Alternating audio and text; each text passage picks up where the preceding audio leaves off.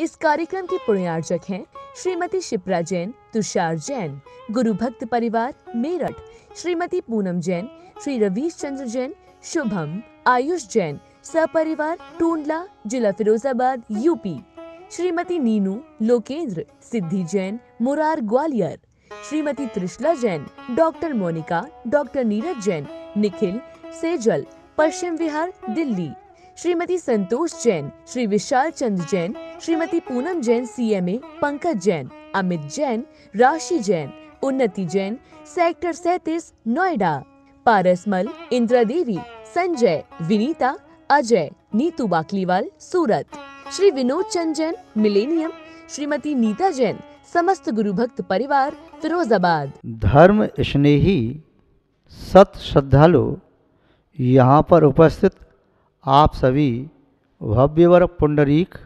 पुण्यात्मा महानुभाव, आचार्य भगवान समंतभद्र स्वामी द्वारा विरचित रत्नकंडक श्रावकाचार की वाचना में षष्ठम अधिकार की व्याख्या चल रही है, जिसमें आचार्य महोदय ने समाधि वर्ण की विधि शल्लेखना व्रत को विस्तार से समझाया, उसके अतिचार आदि भी समझाई।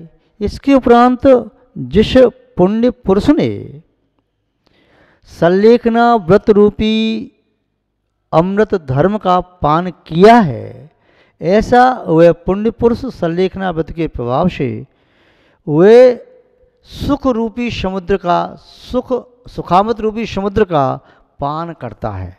सुखामत रूपी समुद्र की विशेषता कल आप देख रहे थे कि उसमें किंचित भी दुख का नाम मात्र नहीं है, दुख नहीं है, किंचित भी दुख नहीं है। और कैसा है? वह कल्याणकारी है, अभ्युदय महावैभव से युक्त है, निस्तीरम जिसका कोई किनारा नहीं, निस्सीम है, दुस्तरम बिरली व्यक्ति के द्वारा प्राप्त किए जाने योग्य है। ऐसे वह कल्याणकारी सुख को, वैभव को, अभ्युदय को प्राप्त करता है। आचार्य महोदय यहाँ पर काव्य नंबर 131 में बता रहे हैं कि कल्याणकारी सुख क्या है, उसे क्या कहते हैं, उसका नाम क्या है, कैसा होता है। कल्याणकारी शब्द सुन करके तो बस कल्याण हो, किंतु कल्याण शब्द में क्या निहित है, उसका भाव तो समझ में आए। क्या पंच कल्याणक से है? गर्भ कल्याणक, जन्म कल्याणक, तप कल्याणक, या दीक्षा, या ज्ञान कल्याणक, मोक्ष कल्याणक, या निर्माण कल्याणक, क्या है? ये कल्याण है या कुछ जैसे कई लोग जैसे आके कहते हैं महाराज जी हमारे बेटे को आशीर्वाद दे, उससे कल्याण हो जाए। क्यों भाई, दीक्षा लेने की भावना है? अरे नहीं महाराज जी, अब 30-32 साल का हो गया, अभी शादी विवाह नहीं हुआ, तो कल्याण सा कर दो आप। तो भैया हम क्या कल्याण करें, हम तो कल्याण कर सकते हैं रत्नत्रय के संस्कार दे करके और शावक पीछी को भेंट कर दें तो कल्याण हो जाएगा। कुंदकुंज स्वामी ने लिखा है, आचार्य भगवान कुंदकुंज स्वामी ने, जय इच्छई दुख परिमुखम सामरण प्रवज्जतु, यदि दुखों से मुक्त होना चाहते हो तो श्रवण दीक्षा को स्वीकार करो। और दुखों से मुक्त होने का नाम ही कल्याण है। जिसमें दुख शेष हैं तो कल्याण नहीं। आचार्य सुमंदर स्वामी ने कहा कि सर्वई दुखई रनालीड, संपूर्ण प्रकार के दुखों से रहित, किसी भी प्रकार का दुख नहीं है, वही निःश्रेयस, वही कल्याणकारक है। उसके बिना कल्याणकारक नहीं। जहाँ किंचित भी दुख है तो वह कल्याण नहीं है। तो आचार्य समंतभद्र स्वामी के शब्दों में देखें कि कल्याण की परिभाषा क्या है, किसी भी कल्याण कहना चाह रहे हैं। तो आचार्य महोदय बता रहे हैं, जन्म जरामय मरणई शोकई दुखई वैश्य परिमुक्तम निर्वाणम शुद्ध सुखम निःश्रेयस मिष्यते नित्यम। आचार्य महोदय यहाँ कल्याण की परिभाषा बता रहे हैं। वह निःश्रेयसम, वह निःश्रेयस जो कल्याणकारी है, जो सुख रूपी समुद्र है, कैसा है? पहली बात तो कहा नित्यम, जो नित्य है, जिसका कभी अभाव न हो, जिस सुख का कभी नाश न हो, जो ज्ञान कभी नष्ट न हो, जो अनंत दर्शन कभी नष्ट न हो, जो शक्ति एक बार प्राप्त कर ली वह शक्ति कभी नष्ट न हो और कभी घटे भी नहीं, कभी बढ़े भी नहीं। ज्ञान कभी घटे भी नहीं, बढ़े भी नहीं। दर्शन कभी घटे भी नहीं, बढ़े भी नहीं। सुख कभी घटे नहीं, बढ़े नहीं। अर्थात अनंत को प्राप्त कर लिया, नष्ट भी नहीं होगा और कभी घटेगा भी नहीं। बढ़ने के लिए जितना था वह संपूर्ण प्राप्त कर लिया, इसलिए बढ़ेगा भी नहीं। तो नित्य चेतना के नित्य जो शाश्वत गुण हैं, अनंत दर्शन, अनंत सुख, अनंत वीर्य और अनंत ज्ञान, ये चारों को प्राप्त किया। ये चारों गुण हमारे कर्मों के आवरण से ढके हुए हैं। तो इन चारों आवरणों को जब नष्ट कर दिया जाता है तब नित्य कल्याण को प्राप्त किया जाता है, अनंत या शाश्वत ज्ञान दर्शन सुखवीर को प्राप्त किया जाता है। यही अनंत चतुष्टय कहलाता है जो अनंत भगवान के पास होता है। अनंत के सिवाय ये अनंत चतुष्टय किसी संसारी प्राणी पर संभव ही नहीं है। तो अब बता रहे हैं कि जो कल्याण है, जो ऐसा नित्य सुख है, नित्य ज्ञान है, नित्य दर्शन है, नित्य शक्ति है, अनंत है, शाश्वत है, उसकी और क्या विशेषता है, उस व्यक्ति की क्या विशेषता है जिसे ऐसा प्राप्त होता है। तो आचार्य महोदय कह रहे हैं कि जन्म जरा मय मरणई शोकई दुखई वैश परिमुक्तम। वह जो भव्य जीव है, वह जो नित्य सुख को प्राप्त कर रहा है, कल्याण को प्राप्त कर रहा है, वह इन सब से मुक्त होता है, पूरी तरह से मुक्त होता है, संपूर्णतया, पूर्णतया, कंप्लीटली, बिल्कुल मुक्त रहित है। किस किस से रहित है? जन्म। उस आत्मा का संसार में अब कभी जन्म नहीं होगा। जिसने कल्याण को प्राप्त कर लिया है उसका कभी जन्म नहीं होगा, और जिसका बार बार जन्म हो रहा है तो समझो उसने अभी कल्याण को प्राप्त नहीं किया। वह संसारी प्राणी है, कभी मनुष्य गति में जाता है, कभी देव गति में जाता है, कभी त्रंच गति में जाता है, कभी नरक गति में जाता है, चार गति में जाता है। यह अपना भव बदलता रहता है। एक शरीर की आयु पूरी होगी, दूसरा शरीर प्राप्त किया, उसकी पूरी फिर प्राप्त किया, ये बदलता रहता है। किंतु जिसने कल्याण को प्राप्त किया है वह फिर कभी संसार में जन्म नहीं लेता। दूसरी बात मरण, जरा। हाँ, दूसरी बात जरा। जरा का अर्थ होता है बुढ़ापा। जिसने कल्याण को प्राप्त कर लिया उसके कभी बुढ़ापा नहीं आता। वैसे तो रूढ़ी वसात देवों को भी अजर अमर कहा जाता है कि देवों के बुढ़ापा नहीं आता, क्योंकि देव जब से जन्मते हैं तब से लेकर के उनकी आयु पूर्ण होती है तब तक यौवन से युक्त राजकुमार जैसे हमेशा रहते हैं। उनके शरीर में कभी शकन भी नहीं आती और वे दिव्य शरीर के धारक होते हैं, दिव्य रिद्धियाँ होती हैं और वे अमर कहलाते हैं, किंतु फिर भी मृत्यु को प्राप्त होते हैं। अजर कहलाते हैं तो उस शरीर से वृद्ध नहीं होते, अन्य शरीर प्राप्त करके तो वे देव वृद्ध अवस्था को प्राप्त कर सकते हैं। तो उन्होंने अजर अवस्था को प्राप्त नहीं किया। जरा उन्होंने पूरी तरह से नष्ट नहीं की। एक शरीर में प्राप्त नहीं की जरा तो अजर थोड़ी हो गया। यदि कोई व्यक्ति बाल्यावस्था मृत्यु को प्राप्त हो गया, बोले मैंने बुढ़ापा प्राप्त नहीं किया, या जवानी में मर गया, प्रौढ़ावस्था मृत्यु प्राप्त हो गया, मैं तो अजर हूँ, मैंने बुढ़ापा प्राप्त नहीं किया, तो ये नहीं। कभी भी वृद्ध अवस्था उसको प्राप्त न हो, कभी दूसरा जन्म भी न हो, और जिस शरीर से कल्याण को प्राप्त किया उस शरीर में कभी बुढ़ापा न आए, और वह अजवी कहलाता है। क्या कहलाता है? अज। अज का अर्थ होता है जिसका कभी जन्म न हो, न जाता स अजा, जो उत्पन्न नहीं होता है वो अज कहलाता है। प्रतिष्ठा आदि में अज शब्द का अर्थ 3 साल का पुराना धान्य लिया जाता है। अन्य साहित्य की भाषा में या हिंदी भाषा में अज शब्द का अर्थ वक्रे आदि से लिया जाता है।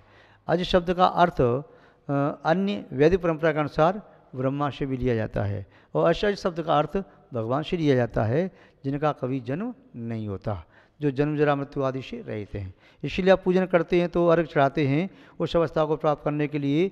जन्म जरा मृत्यु प्राप्त है, जन्म जरा मृत्यु विनाशनाय अनर्घ पद प्राप्त है।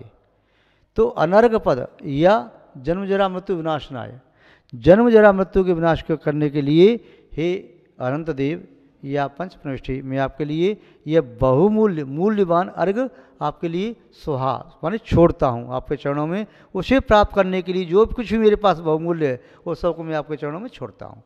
तो ये जन्म जरा मृत्यु से रहित पद होता है कल्याणकारी पद।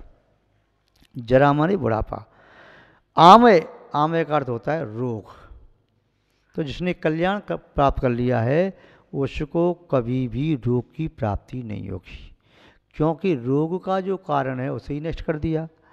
रोग जो शरीर में होता है अशाता वेदनी के उदय से, चार्तमोनि कर्म के उदय से आदि रोग होते हैं, तो रोग अब नहीं होगा, क्योंकि वह जीव तो कर्मों को नष्ट करता जा रहा है।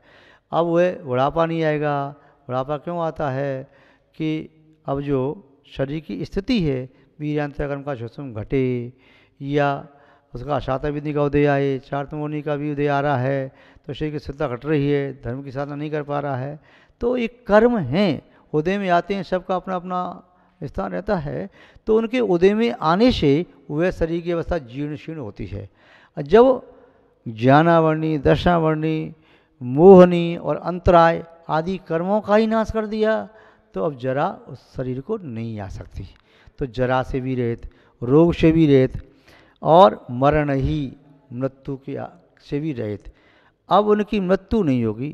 कोई कह सकता है महाराज जी अनंत भगवान जब सिद्ध बनते हैं तो क्या उनकी मृत्यु नहीं होती? नहीं, मृत्यु उसे कहते हैं जो कर्म के साथ वह शरीर को बदले। जो सब कर्मों को नष्ट करके शरीर को त्यागता है उसकी मृत्यु नहीं होती, उसका तो निर्वाण होता है, मोक्ष होता है, वो शुद्ध बन जाते हैं। तो यहाँ कहा कि मरण ही मरण से भी रहित, शोक ही उनके जीवन में कभी इष्ट का वियोग आदि जनित शोक नहीं होता, क्योंकि उन्होंने राग द्वेष आदि 18 दोषों को नष्ट कर दिया है। शोक, भय, विस्मय, निंदा, चिंता, श्वेद आर सब कुछ नष्ट कर दिया, तो वे वीतरागी बन गए। तो वीतरागी बनने के कारण उनके शोक आदि 18 प्रकार के दोष भी नहीं है, और जिनके 18 प्रकार के दोष नहीं होते हैं वही वास्तव में कल्याण करने वाला है, उसने ही अपना कल्याण किया है। दुख ही दुख, क्योंकि दुख मोहनीय कर्म के रहते हुए रहता है। जब तो मोहनीय कर्म है, सत्ता में उदय में है, तब तो दुख की संभावना है। जब मोहनीय कर्म को समूल नष्ट कर दिया, पूरी तरह से नष्ट कर दिया, तो अब उस प्राणी के जीवन में दुख नहीं आ सकता। वेदनीय तो केवल वेदन कराता है, इष्ट अनिष्ट वस्तु की संप्राप्ति भले ही करा दे। अनंत भगवान के भी शाता वेदनी का सत्ता पाई जा सकती है, किंतु शाता रूप उदय में आता है। कदाचित यदि कोई वस्तु आ जाए तो उनके लिए इष्ट अनिष्ट रूप नहीं होती, क्योंकि उन्होंने भीतर दशा को प्राप्त कर लिया है। तो वे दुखों से, संपूर्ण प्रकार के दुखों से, शोक से रहित हैं। उन्हें चार्तमोनि नहीं है तो इसलिए दुख नहीं है, दशम मोनि भी नहीं है, मोनि का पूरा नाश कर दिया।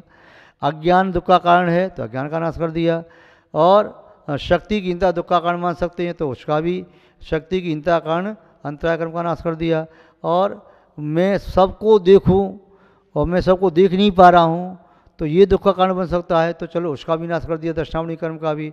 तो ये 4 कर्म थे, इनका नाश करने से दुख पूरी तरह से नष्ट हो गया। दुख के भविष्य, भय उसे होता है जिसे मृत्यु का पूरा ज्ञान नहीं होता, जिसे आत्मा का पूरा ज्ञान नहीं होता, जो समझता है मृत्यु कुछ नहीं, शरीर बदलना है। पर जिसे शरीर ही प्राप्त नहीं होना है, जिसकी आत्मा शुद्ध हो गई, कर्म से रहित हो गई, तो उसकी मृत्यु नहीं हो सकती। तो उसे किस बात का भय? न मे मृत्यु को तो भीतर, जब मृत्यु का उसे भय नहीं, कि मृत्यु ही नहीं है तो भय नहीं होगी। जो 7 प्रकार के भय होते हैं, यह लोक परलोक भय, वर्ण वेदना जास, अगुप्ति अरक्षा भय, अकस्मात वैसात, ये 7 प्रकार के भय उसे ही होते हैं जिसे आत्मा का ज्ञान नहीं हुआ, जिसने आत्मा को अभी जाना नहीं, आत्मा को माना नहीं, पहचाना नहीं, अनुभव नहीं किया, वही व्यक्ति दुख का अनुभव कर सकता है, भय का अनुभव कर सकता है, तो भयों से भी मुक्त होता है। तो आचार्य महोदय यहाँ कह रहे हैं कि जन्म, जरा, आमय, भय, आमय, मरण, शोक, दुख और भय, इन सब से मुक्त। ये सभी नहीं, इसके साथ साथ और भी जो अवस्था हैं, ऊंच और नीच गोत्र की अवस्था अब उन्हें प्राप्त नहीं होगी।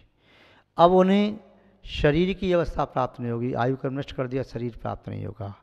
अब उन्हें नाम कर्म नष्ट करने से छोटा बड़ा, सुंदर असुंदर, रूप स्वरूप, सुस्वर दुस्वर आदि अनादि इत्यादि जो नामकर्म की प्रतियाँ थीं, जिनके फल थे, वे उन्हें कभी जीवन में प्राप्त नहीं होंगी, क्योंकि कल्याण को प्राप्त होने वाला जीव है। अब वह जीव सब प्रकार के कर्मों से रहित हो गया। ज्ञानावर्णी, दर्शनावर्णी, मोहनी, अंतराय, वेदनी, आयु, नाम, गोत्र, 8 प्रकार के कर्मों से रहित हो गया। तो वे वेद निषेध हुआ तो अव्याबात, अब उसके सुख में कोई बाधा आने वाली नहीं है। अशाता के उदय से अनिष्ट वस्तु मिलती, शाता के उदय से इष्ट वस्तु मिलती। अब वह वेदनी कर्म ही नष्ट कर दिया, तो न कोई संसार में के लिए वस्तु इष्ट है, न कोई उनके लिए वस्तु अनिष्ट है। और यह इष्ट अनिष्ट संसारी प्राणी की दृष्टि में हो भी तो मोहनी कर्म के नाश होने पर उस जीव को इसका अनुभव नहीं होता। तो यहाँ पर आचार्य बोधे ने जो बताया कि कि शुद्ध सुखम, जो कल्याण क्या है कि इस प्रकार की सब चीज़ों से तो रहित, और शुद्ध सुखम, शुद्ध जिसमें किंचित भी अशुद्धि नहीं है। शुद्ध स्वभाव को प्राप्त होने पर ही शुद्ध सुख की प्राप्ति होती है। अशुद्ध स्वभाव में रहते हुए शुद्ध सुख की प्राप्ति नहीं होती। जैसे जब तक जल में गंदगी पड़ी है तब तक वह जल शुद्ध नहीं है, और जब संपूर्ण गंदगी दूर हो गई, जल शुद्ध हो गया, तो जल को शुद्ध स्वभाव की प्राप्ति हो गई। तो शुद्ध सुखम निश्रियसम, वही निश्रियस है, वही नित्य है, और वही संपूर्ण प्रकार के इन प्रकार की जो विशेषता दी हैं उन सब से रहित है। यदि कोई व्यक्ति ये कहे कि मैं तो सुखी हूँ, तो उसका कहना सुवचन बाधित है। क्यों? प्रत्यक्ष में उसके साथ दुख दिखाई दे रहे हैं।